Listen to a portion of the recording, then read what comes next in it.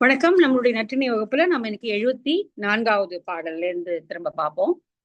முன்னாடி செஞ்சது சரியா வராததுனால உலோச்சனாருடைய பாடல், நெய்தல் திணை பாடல்.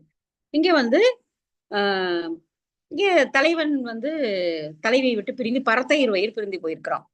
இப்ப அவளுக்கு குழந்தை பிறந்திருக்கு. குழந்தை பிறந்து அந்த நெய் நீராடிய நாள்ல திரும்ப வரணும்னு பாக்குறான். ஏன்னா அந்த தீட்டெல்லாம் முடிஞ்சு எண்ணெய் தேய்ச்சி குளிச்சு திரும்ப அவ வழக்கமா வீட்டுக்குள்ள வந்து வேலைகள்லாம் செய்யலாம் அப்படின்னும் போது அவளோடு கூடி இருப்பது இயலும் அப்படிங்கிறதுனால திரும்ப உள்ள வரலாம் அப்படின்னு சொல்லி அவன் வரல. ஆனா இப்ப நேரடியா அவன் வரல. தன்னுடைய பாணனை தூதாக அனுப்பி எப்படி நிலைமை இருக்குன்னு பாத்துட்டு வா அப்படின்னு சொல்லி அனுப்புறான்.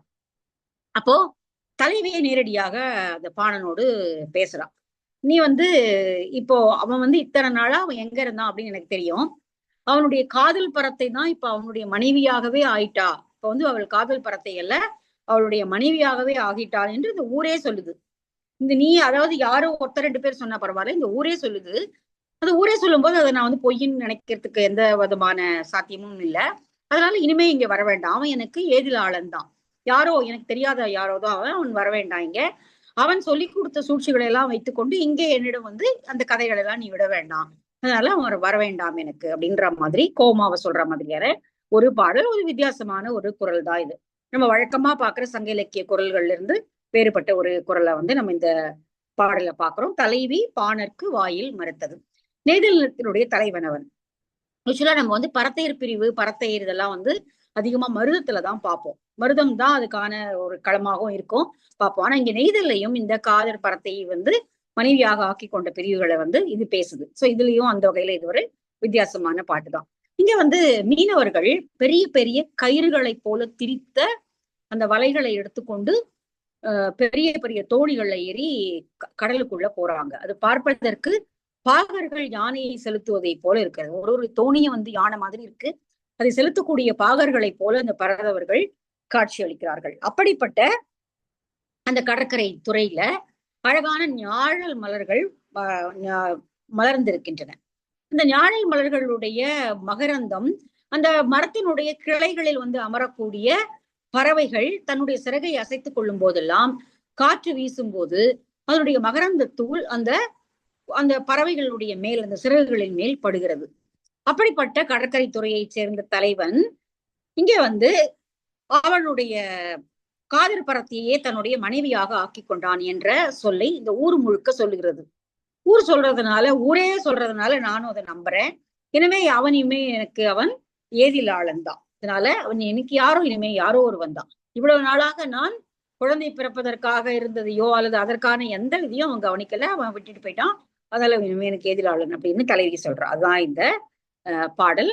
வடிக்கதிர் திரித்த வல் ஞான் பெருவலை இடிக்குரர் புணரி பௌவத்து இடுமார் நிறைய பெய்த அம்பி காழோர் சிறை அரும் களிற்றின் பரதவர் ஒய்யும் சிறுவி ஞாழற் பெருங்கடல் சேர்ப்பனை ஏதிலாளனும் என்ப போதவிழ் புதுமணற் காணல் புன்னை நுண்தாது கொண்டல் அசைவழி தூக்குதொரும் குறுகின் வெண்புறம் ஒசிய வார்க்கும் தென் கடல் கண்டல் வேலிய ஊர் அவன் பெண்டென அறிந்தன்று பெயர்த்தலோ அரிதே. எப்படிப்பட்ட ஊர் இது அப்படின்னா, தென்கடல் கண்டல் வேலிய ஊர். தென்கடல் தெள்ளிய நீரை உடைய கடல். அங்க கண்டல் வேலிய தாழையை வேலியாக கொண்டிருக்கக்கூடிய ஊர் இது. அவன் பெண்டென அறிந்து, இந்த ஊரே இப்ப என்ன சொல்லுது அப்படின்னா, இந்த காதர் பரத்தை அவனுடைய மனைவியாகவே இப்போ ஆகிவிட்டாள். அவன் பெண்டு. பெண்டு பெண்டு அப்படின்னா மனைவி பாருங்கள. பெண்டு அவங்க வீட்டு பொண்ணு, அவனுடைய பெண் அப்படின்ற மாதிரி ஒரு இதுல அவன் பெண்டு, அவனுடைய மனைவியாக இப்ப அவள் ஆகிவிட்டாள் என்று சொல்லுகிறது. அறிந்தன்று பெயர்த்தலோ அரிது. அதை நம்ம எப்படி நாம இருக்க முடியும்? இல்லன்னு நீ சொல்லலாம், அதுல சும்மா சொல்றாங்க நீ சொல்லலாம். ஆனா அது அப்படி கிடையாது. ஊரே சொல்லும் போது அது உண்மைதானே. ஊர் சும்மா சொல்லாது. இப்ப இவள் காதலிக்கும் போது அது அலரா இருந்தாலும் அது உண்மைதானே. உண்மையதான் அவங்க அலரா பேசுனாங்க. அதனால அது அலறலாம் விட முடியாது, அது உண்மைதான் அப்படின்னு அவ சொல்றான். அப்போ அது முன்னாடி வரக்கூடிய 4 வரி அந்த பரதவர்களை கடலுக்கு போவதை பற்றிய வர்ணனை. அடுத்து வர்றது அந்த கடல்ல எப்படி அந்த பூக்களுடைய மகரந்தங்கள் விழுது அப்படிங்கிறத பத்தின வர்ணனை. வடிக்கதிர் திரித்த வல் ஞான் பெருவலை. நன்றாக கயிறிட்டு பெரிதாக திரிக்கப்பட்ட நன்றாக பெரிய வலைகளை அவர்கள் இடிக்குடர் புணரி. இடிக்குரல் அப்படின்னா இடியை போல ஒலி ஒலி எழுப்பக்கூடிய, புணரினா அலைகள், அலை வீசக்கூடிய அந்த கடல்ல அவங்க வந்து பௌவத்து இடுமார். பௌவம்னா கடல். கடல்ல வந்து அவர்கள் தோணியை எடுத்துக்கொண்டு போகிறார்கள். நிறைய பெய்த அம்பி காழோர் சிறை அரும் களிற்றில் பரதவர் ஒய்யும். அவர்கள் அந்த கடலுக்குள்ள பெரிய தோணிகளை ஓட்டிக்கொண்டு போவது என்பது எப்படி இருக்கிறது என்றால், ஒரு பெரிய களிற்றின் மேல் ஏறிக்கொண்டு பாகர்கள் அதை செலுத்துவதை போல இருக்கிறது. அப்படி வந்து அந்த கடல்ல அந்த அலைக்குள்ள அந்த தோணி போறத அப்படி வர்ணிக்கிறான். சிறுவி ஞாழல் பெருங்கடல் சேர்ப்பனை ஏதிலாளனும் என்பர். ஞாழல் மலர்கள் பூத்திருக்கக்கூடிய அந்த கடற்கரை சேர்ப்பனை நான் ஏதிலாளன் என்றே இனி உணர்கிறேன். அவன் வந்து எனக்கு அந்நியமானவன் என்றே நான் உணர்கிறேன். போது அவிழ் புதுமணர் காணல் புன்னை நுண்தாது. போது அவிழ், போதுனா மொட்டு, மொட்டுக்கள் அவிழ்ந்த அந்த புன்னையினுடைய மலர்களில் இருக்கக்கூடிய மகரந்தங்கள் அந்த கிளைகளில் அமர்ந்திருக்கக்கூடிய அந்த பறவைகளுடைய மேல் அந்த நுண் தாதுகளை செறிய விடுகின்றன.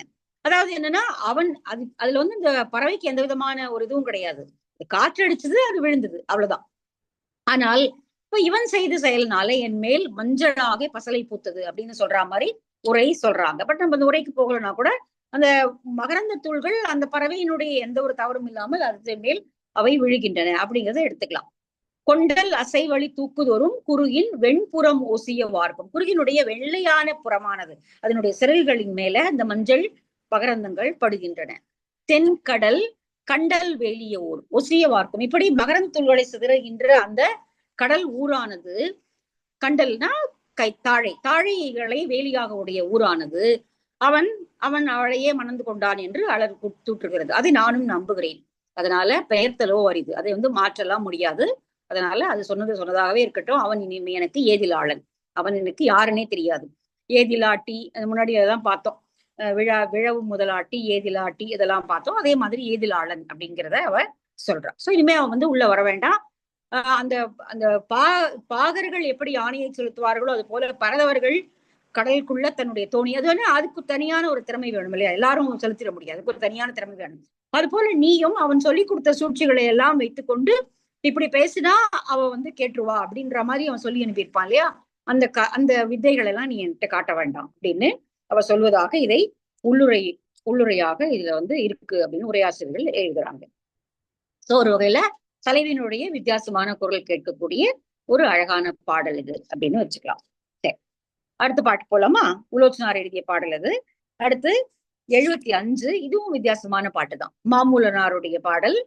இங்க வந்து தலைவன் வந்து கெஞ்சுறான். இங்க தலைவன் வந்து என்ன சொல்றான் அப்படின்னா, அவ என்ன பார்த்தா, ஒரு தடவை பார்த்தா அந்த பார்வை வந்து என்னால தாங்க முடியல, அதனால என்ன அவளை அடையாம என்னால முடியாது, அதனால தயவு செஞ்சு எப்படியாவது அவளை என்னோட பேசவை அப்படிங்கிறான். அப்போ தோழி என்ன சொல்லியிருப்பா, அதெல்லாம் அவள் வந்து உன்னுடைய இதுக்கெல்லாம் வரக்கூடியவள் எல்லாம் அல்ல, அவள் பெறுவதற்கு அறியவள் அப்படின்னு சொல்லி ஏதாவது ஒரு வார்த்தைகளை சொல்லி அவ வந்து அவனை மறுக்கிறான். அப்போ மறுக்கும் போது அவள் வந்து சிரிச்சுக்கிட்டே வந்து இதெல்லாம் தகாது, உனக்கு அதெல்லாம் கிடைக்காது, நீ விரும்பக்கூடிய பண்டமெல்லாம் அது இல்லை அப்படின்னு சொல்லி சிரிச்சுக்கிட்டே சொன்னது வந்து விஷம் போன்றான வார்த்தை. அவனுக்கு அது விஷமாக இருக்கிறது. அப்ப அவன் சொல்றான், பாம்பு அழகா இருக்கு, ஆனா அது படம் எடுத்தா எவ்வளவு வந்து அது பயங்கரமா இருக்கோ, அது போல நீ வந்து இங்க தகாத வார்த்தைகளை எல்லாம் சொல்லி என்னோட உயிரை பருகுகின்ற வார்த்தைகளை சொல்ற, கொஞ்சமாவது இறக்கத்தோட நான் சொல்வதை நினைச்சு பாரு. இதுவரைக்கும் சந்திக்காத ஒரு பார்வை அது. அந்த பார்வையை அவள் என் மேல் வீசினால் அதனால வந்து நான் மனது மயங்கி இருக்கிறேன், எப்படியாவது என்னுடைய நோயுற்ற நெஞ்சமானது வருந்தாதபடி ஒரு நல்ல வார்த்தைகளை நீ சொல்லக்கூடாதா அப்படின்னு கேட்கிறான். சோ அதுதான் இந்த பாடல். நயன் இன்மையின் பயன் இது எண்ணாது பூம்பொறி பொலிந்த அழல் உமிழ் அகன்பை பாம்பு உயிர் அணங்கி ஆங்கும் ஈங்கு இது தகாது வாழியோ குறுமகள் நகாது உரைமதி உடையும் என் உள்ளம் சாரர் கொடுவில் காணவன் கோட்டுமா தொலைச்சி பச்சூன் பெய்த பகழி போல சேயரி பரந்த மா இதழ் மழைக்கண் உரா நோக்கம் உற்ற என் பைதல் நெஞ்சம் உய்யுமாறே. பைதல்னா நோயுற்ற நெஞ்சம், என்னுடைய நோயுற்ற நெஞ்சம் உய்யுமாறு. உய்தல் என்றால் மீண்டு எழுதல். உய்யுமாறு ஏதாவது சில வார்த்தைகளை நீ சொல்ல மாட்டாயா அப்படிங்கிறான். நயன் இன்மையின், நயன்னா அது அழகல்ல, அது நீ சொன்ன சொற்கள் இங்கே அழகானவை அல்ல. நயன் இன்மையின் பயன் இது என்னாது, இதுதான் வந்து நீ சொல்லக்கூடிய சொற்களுடைய பயன் என்றெல்லாம் நினைக்காமல் நீ சொன்ன வார்த்தைகள் எப்படி தெரியுமா இருந்தது அப்படின்றதுக்கு உதாரணம் சொல்றோம். பூம்பொறி பொலிந்த அழல் உமிழ் அகன்பை பாம்பு உயிர் அணங்கியாங்கு ஈங்கு இது தகாது வாழியோ குறுமகள். குறுமகள்ங்கிறது வந்து இங்க தோழிய சொல்றது. குறுமகளே, நீ சொன்ன வார்த்தைகள்லாம் சரியில்லை, அழகான வார்த்தைகள் தான். நீ வந்து அதெல்லாம் முடியாதுன்னு சொன்ன, அதெல்லாம் அழகான ஆனால் அது எப்படி இருக்குன்னா, அகன்பை பொலிந்து, அகன்பைனா அப்படி இப்படி கழுத்துல எப்படி இருக்கும் இல்லையா, அதனுடைய பாம்பினுடைய அந்த பகுதியை சொல்றாங்க.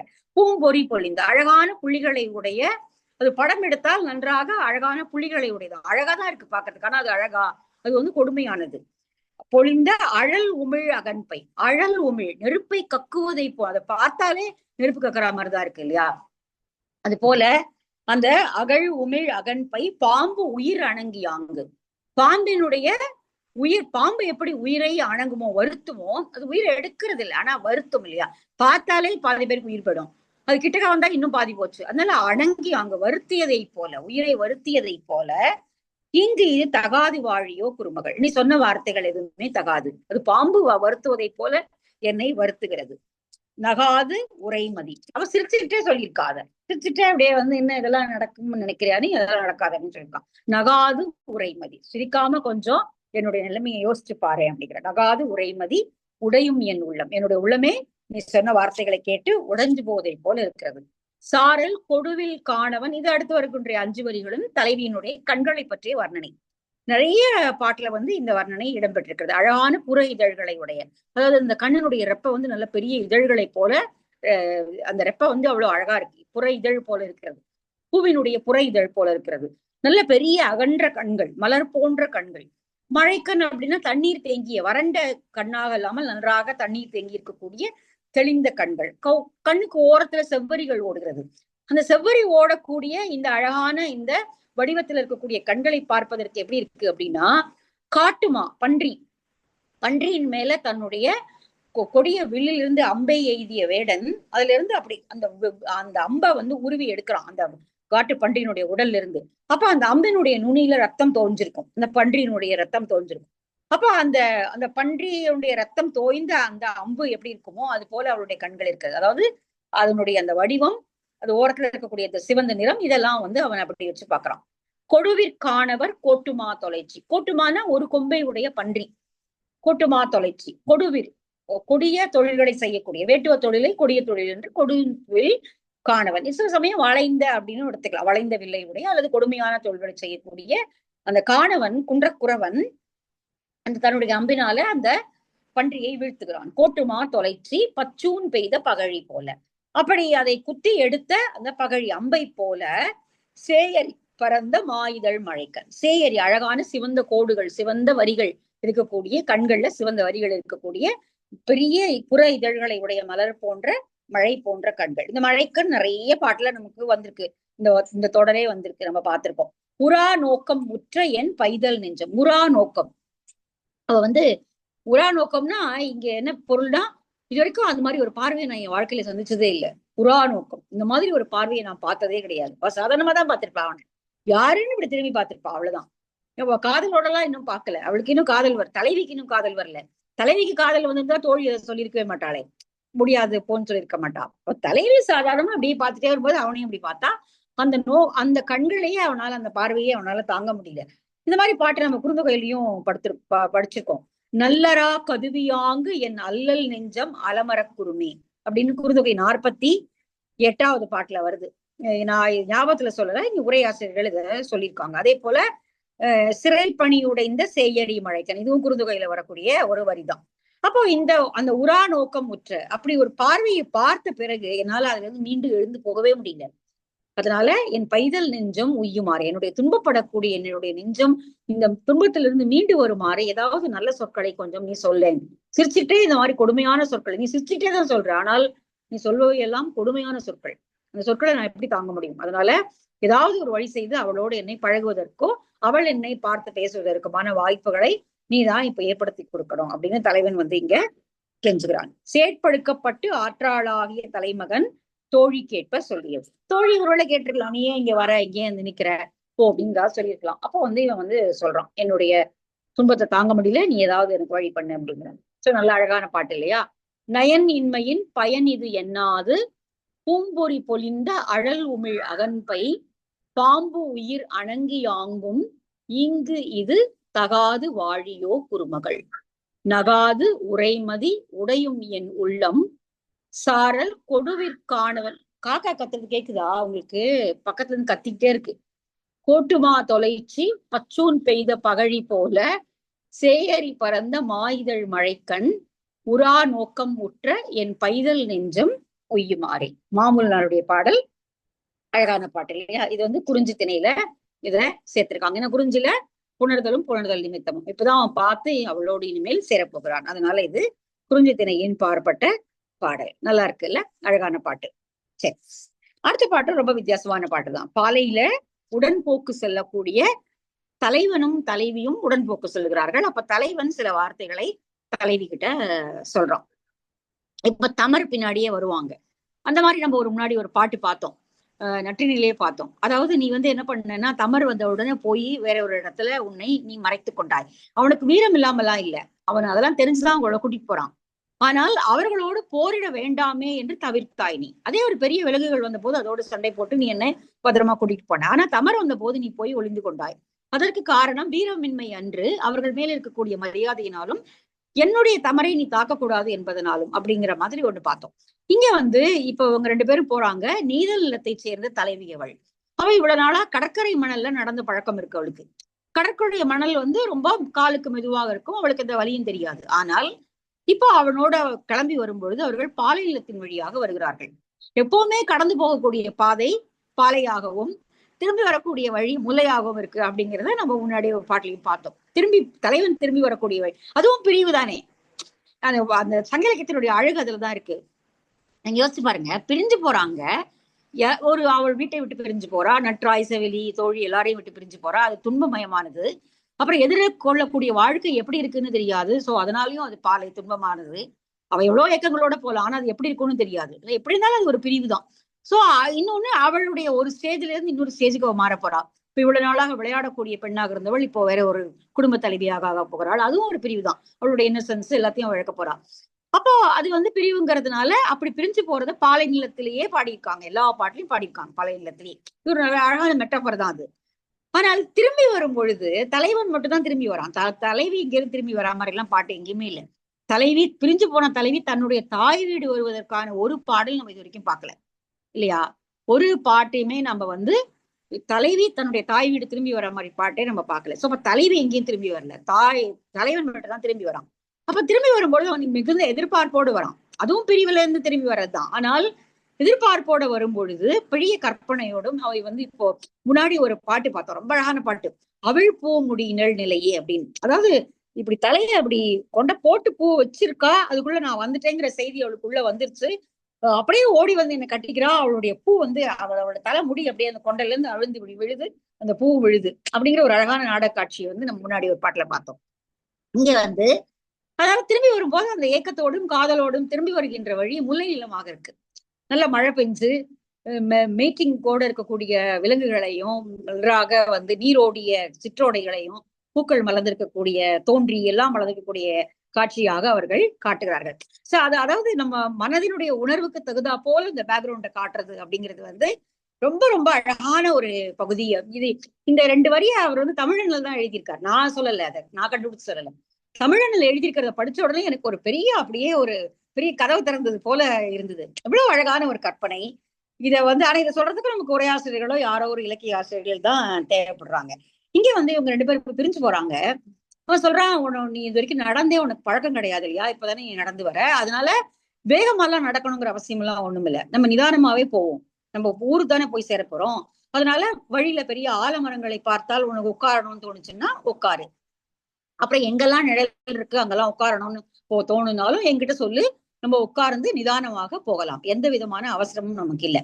அஞ்சக்கூடிய நிலைமை வரும் தான், தமர் வருவார்கள் ஒருவேளை, இல்ல வெளியில வேற ஏதாவது எயினர்கள் எதிர்ப்படுவார்கள், எல்லாம் வரும். ஆனால் அதெல்லாம் நீ அஞ்ச வேண்டியதில்லை, நான் பாத்துக்கிறேன் அதெல்லாம். அதனால நீ அஞ்சாமல் உனக்கு எப்போ ஓய்வு தேவைன்னு நினைக்கிறியோ, கால் வலிக்குதுன்னு சொன்னா நீ உட்கார்ந்து வா அப்படின்னு சொல்லி தலைவன் சொல்வதை போல ஒரு பாடல். ரொம்ப அழகான பாட்டு இது. அதே போல வந்து நம்ம இந்த இடத்துல நமக்கு சிலப்பதிகாரம் தான் நிச்சயமா நினைவு வரும். இந்த மதுரையில இருந்து அவங்க அங்க இருந்து புகார்ல இருந்து அவங்க கிளம்பி மதுரைக்கு போற அந்த வழியை வந்து ரொம்ப அழகா வந்து இளங்கோவடிகள் எழுதியிருப்பார். அவர் வந்து அந்த புறவாசலை கடந்த கொஞ்ச நேரத்திலேயே வந்து அவ மதுரை வந்துருச்சா அப்படின்னு கேட்பான் கண்ணகி. அப்போ இது வரைக்கும் அவ ஊரையே பார்த்தது இல்லை, அவ வீட்டை விட்டு வெளியே வந்ததுல எதையுமே பார்த்தது இல்லை அவ. அதனால அவ வந்து ஒரு ஒரு கொஞ்ச தூரம் நடந்தோடனே மதுரை வந்துருச்சா அப்படின்னு கேட்கிறான். அப்போ அவன் கௌந்தடிகள் கிட்ட இதேதான் கோவலன் சொல்றான், அவளுடைய வண்ணச்சீரடி மண்மகள் அறிந்திரல் அவ வந்து பார்த்தது கிடையாது, அவளுக்கு எதுவுமே தெரியாது அப்படின்னு சொல்லி அந்த கால்கள்ல முள் குத்தாம எப்படியோ காட்டு வழியாக போய் போறாங்க. சோ இதுதான் வந்து இதே போல இங்க அவன் ஒவ்வொரு இடமா சொல்லி கூட்டிட்டு போறான். ரொம்ப அழகான பாட்டு.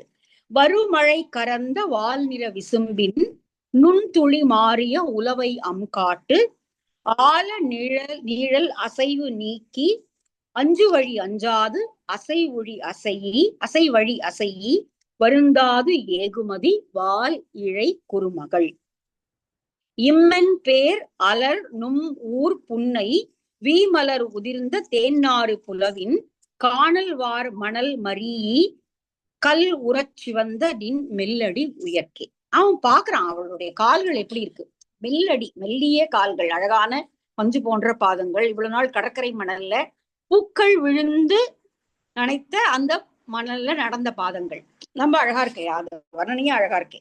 வி மலர் உதிர்ந்த தேன்னாறு புலவின் இம்மென் பேர் அலர் நும்மூர்.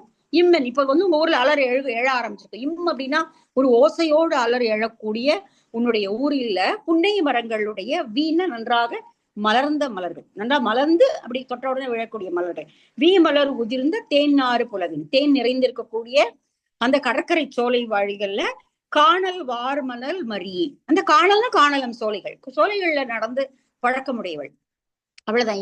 எவ்வளவு வெளியில வந்திருக்க போறா அவ, வீட்டை விட்டு அந்த காணல் சோலைக்கு வந்திருப்பா, இல்லைன்னா அங்க தன்னுடைய ஆயமோடு அங்க விளையாடி இருப்பா மணற்பரப்புல, அவ்வளவுதான். மீன் உனக்கு வந்திருந்தா அதிகம், அவ்வளவுதான் வேலைகள் நம்மளுக்கு தெரிஞ்சது.